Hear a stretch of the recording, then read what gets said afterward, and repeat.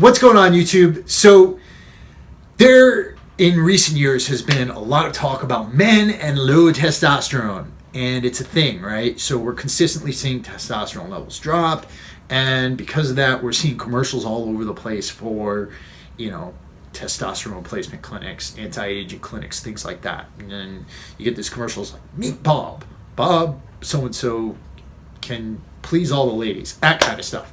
Anyways, before I go off on a huge tangent, so you see all these commercials out there, and they're advertising testosterone replacement therapy. But there's some underlying things that you need to understand about testosterone and the reasons for deficiency before you really jump into trying to get a testosterone replacement therapy. Because what testosterone replacement therapy is going to do is you're going to be injecting yourself with an exogenous testosterone, but the underlying cause of your low T is not going to be addressed. So what I want to cover today is specifically sex hormone-binding globulin and aromatase, okay? And these are two different things that you need to be concerned about. And what you'll see here is that really optimizing your testosterone levels in a natural way is going to be like walking a kind of tightrope. And it has a lot to do with the amount of calories you're eating. So let me get into this for a second. When you get your testosterone reading done, right, and when you get a hormone panel, it'll show you all the different hormones. And when you're looking at specifically at your testosterone, you'll get a number for total testosterone and you'll get a number for free testosterone. Okay, now your total testosterone, that's going to be a range of somewhere between like 250 and then 1150, I think, is the high limit. And you want to be somewhere in there, right? If you're toward the low end, you could still be feeling some of the effects of low T, but the chances are your doctor's not going to recommend you for any sort of testosterone replacement therapy if you're in that normal range. The more important factor here, though, is not your total testosterone. It's actually going to be your free testosterone count. Now, what is your free testosterone count? That is the amount of unbound or bioavailable testosterone that you have, okay? Now, why is that important? Well, we have this protein that we release. It's called sex hormone-binding globulin. And what it is, it's really, really attractive to testosterone and other hormones. It's even attractive to estrogen. But what it does is it binds up your testosterone and it makes it less bioavailable, right? So if you have an upregulation of sex hormone-binding globulin, if it's really high, your free testosterone can get very low, and that can actually make you feel the effects of low testosterone. If you don't have a high enough level of free testosterone, then you're going to be experiencing the effects of low T, regardless of what your total testosterone count is. So we have that. We have sex hormone binding globulin. Now we have this other thing. It's called aromatase. Now aromatase is an enzyme, and what it does is it's the enzyme responsible for transforming testosterone into estrogen. Okay, so guys who get really high estrogen counts on their hormone panels, they probably have an aromatase problem, right? They're probably secreting a whole lot of aromatase enzyme.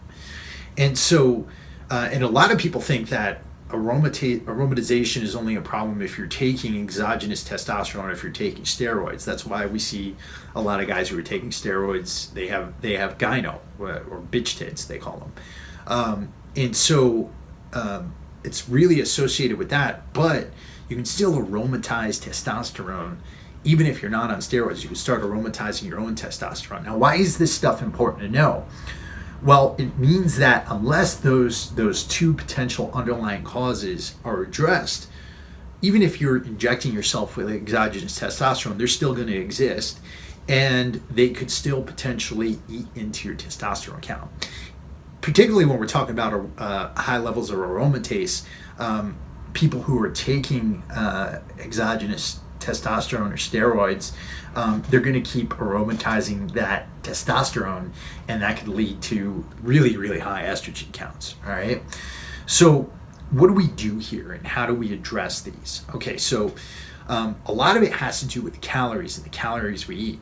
And this is why it's walking like on a tightrope. So if you allow yourself to go into an extreme caloric deficit for too long, that can upregulate sex hormone binding globulin. Okay?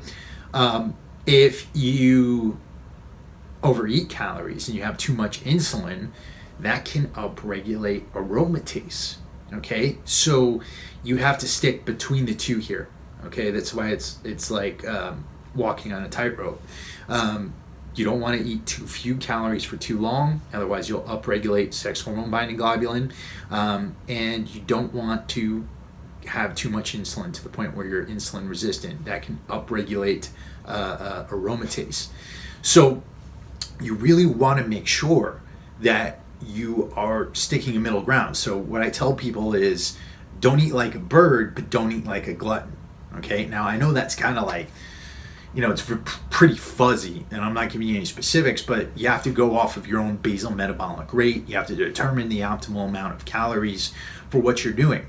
But it also means that long-term, crash diets and long-term bulks are both going to be counterproductive, right? You want to kind of stick in that middle ground. You want to do things gradually, and this is one of the things I used to do with a lot of my bodybuilder clients. I would try to keep them as lean as possible on as many calories as possible, right? And so this goes into some of the stuff I've been saying in the past about bulking.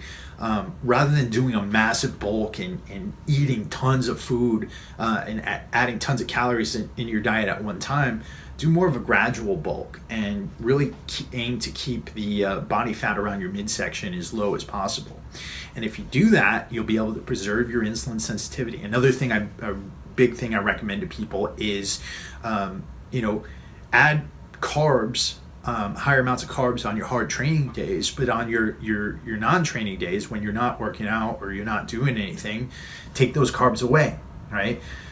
They call it earning your carbs, right? And that's another really helpful technique, especially when you're bulking, to allowing yourself to get the benefit of the added carbs, but not necessarily adding a lot of body fat around your midsection. Another big thing is, keeping up your cardio activity while you're bulking or trying to put on muscle mass, in order to preserve insulin sensitivity, but also in order to, clear the way for your muscles to be able to absorb better. Because if you have a lot of body fat around your muscles, it's going to inhibit blood flow, and it's not going to allow you to get that pump or anything like that. So this is kind of getting off the point, but you have to walk that middle ground. A couple of other things here.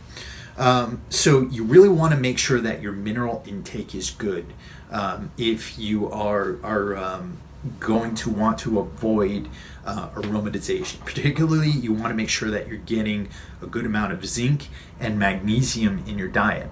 Right? So a lot of us have real problems with mineral deficiencies, and we don't even realize it. So with zinc, you want to make sure that you're trying to get at least 100 mcgs of elemental zinc a day. And then with magnesium, I'll tend to supplement with 400 to 500 milligrams of magnesium before I'm going to sleep, because it helps me to rest, helps me to get calm and everything like that. And it's really anti-inflammatory. So these are just a couple of tips about optimizing your testosterone levels by reducing the amount of aromatase and sex hormone binding globulin that you have in your system.